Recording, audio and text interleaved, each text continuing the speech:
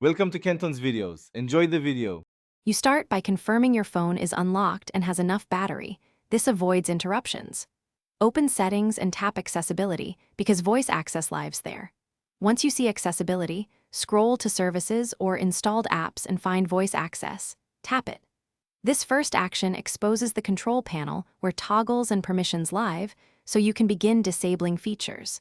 Make sure you recognize whether voice access is managed by Google or an enterprise profile, since that affects the next steps. Now, tap the voice access entry and switch off the use service or on toggle to stop it immediately.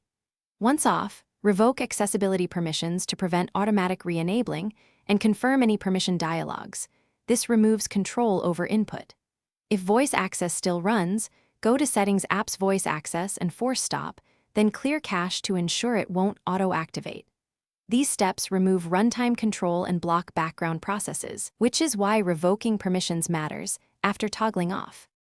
Finish by restarting your device so changes apply system-wide. Once rebooted, return to accessibility and confirm voice access remains off. If it reactivates, open apps and uninstall updates or disable the app entirely. That prevents bundled updates from re-enabling features. As a last resort, backup data and perform a factory reset only if other methods fail. If problems persist, check for device management profiles or enterprise controls, because administrative policies can force voice access on.